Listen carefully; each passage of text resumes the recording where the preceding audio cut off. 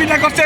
আমরা এটাই বলছিলাম এই জাতির কাছে, এই সেনাবাহিনীর কাছে, যাদের উপরে বাংলার 18 কোটি জনগণের আস্থা নাকি তারা, সেই আস্থার কাছেই বলছিলাম যে হে আস্থা, আমাদেরকে একটু আস্থা দাও। আমরা যদি অপরাধ করেও থাকি, আমরা কি বাঁচার মতো অধিকার নাই আমাদের? আমাদের লোক রিক্সা চালায়, ভ্যান চালায় ভাই, এই ইউনিফর্ম গায়ে দিয়া। আমাদের লোক খেতে মাঠে রাজমিস্ত্রির কাজ করে ভাই। আমরা পরিচয় দেওয়ার মতো আমাদের কোনো অপশন নাই, আমরা পরিচয় দিতে পারি না। আমাদেরকে বলে মানুষ যে আপনারা কি সেনাবাহিনী ছিলেন? বলি যে না ভাই, আমি সেনাবাহিনী ছিলাম।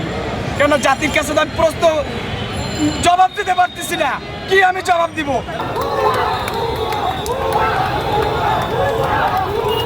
যে প্রতিনিধি দল যায় 5 জনের, সে জায়গা থেকে আমরা আসানোর কোনো রেজাল্ট পাইনি।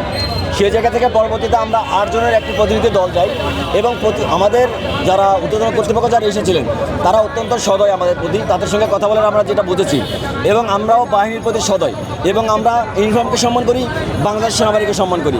কারণ এই সেনাবাহিনীর জন্য, দেশের জন্য আমরা জীবনও দিতে প্রস্তুত। সেটা আমার মৃত্যুর আগে হলেও, এখন থেকে 10 বছর পরে হলেও আমাদের একই কথা থাকবে।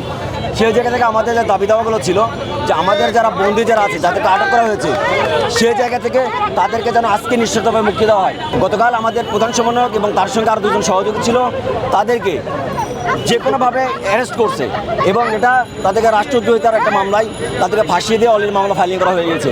সেই জায়গা থেকে কর্তৃপক্ষ আমাদেরকে জানায়, যেহেতু আজকে সন্ধ্যা হয়ে গেছে, 6টা পার হয়ে গেছে, সেই জায়গা থেকে তাদের করণে কিছু নয়।